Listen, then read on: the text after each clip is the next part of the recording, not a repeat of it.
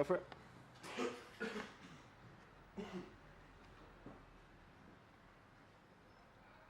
Nick, thanks very much for joining us here in the Workman's Club. Thank you, Grace.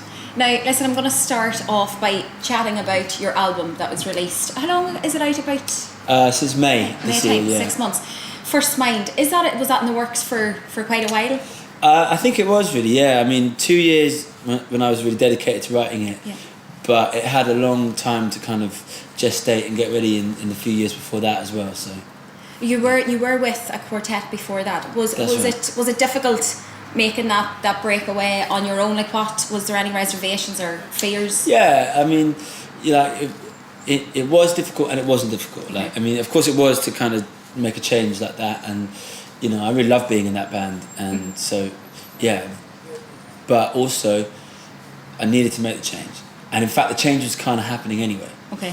So it was eventually easy to kind of choose to go with it. Yeah. Out of all the tracks that you've penned and that, was it for 2 years that you sat, like, dedicated songwriting? Kind of. It makes it sound like I just did like just one thing.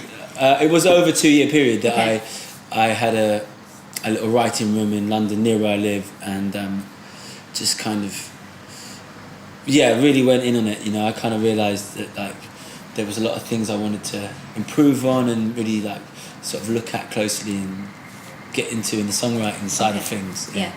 Out of all the stuff that you've penned to date, would you have a track that stands out as your best work, or even a line of a song that you're most proud of? Well,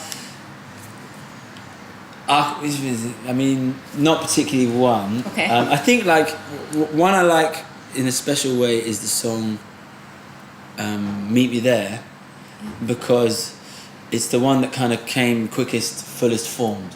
Okay. Those ones, I call them like the undisturbed ones. Right. And that's a really positive thing as far as I'm concerned.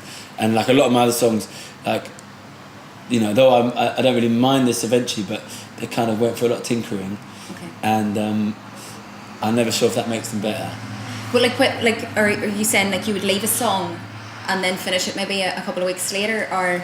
I always try and get as much as I can in that first Okay. moment of inspiration, because that tends to be when it's best. But some of them you just can't, or some of them you just get maybe the melody shape, but it takes a while longer to actually get the words. What are they? And Yeah. Now the album was nominated for a Mercury Award. Congratulations! Thank you. That's quite an nod. Your name was on the list for 2014 BBC Sound of the Year. Like, obviously that's also massive because they add such weight behind. Does that put any pressure on you at all?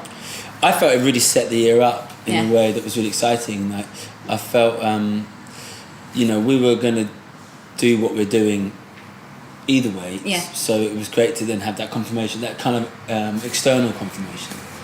It's good feedback. Yeah, exactly. It's a real nod. It just says keep going, because writing music and being musical is something that I feel is kind of second nature. I feel good about. But releasing music, which single to put out first and how to go about it, making music videos, every element to it is like new to me. Okay. Or kind of every time I do it, it's new. Yeah. So that confirmation was really good. Yeah. Is there any artists that you're listening to at the minute that you would tip maybe for success next year? I'm on tour at the moment with a guy who's supporting us called Eves. Okay.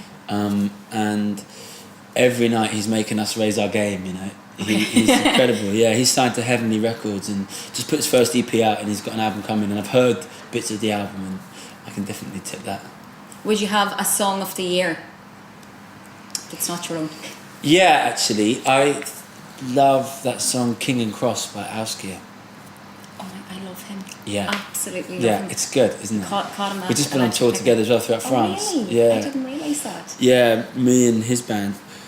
He's really special. The funny thing for me is that I was touring in America and I kept hearing it on the radio, but I never caught whose name it was. And then when we did our first show together, that's the last song he plays, and I was so pleased that I tracked that. I was going to hear it again, Yeah. So. Oh, that's amazing. Now, one question. I know one of the boys touched on it just before we got on camera. Your surname. Oh yeah. That there's a bit of Irish heritage. Oh, very there. much so. Yeah. My whole father's side is Irish.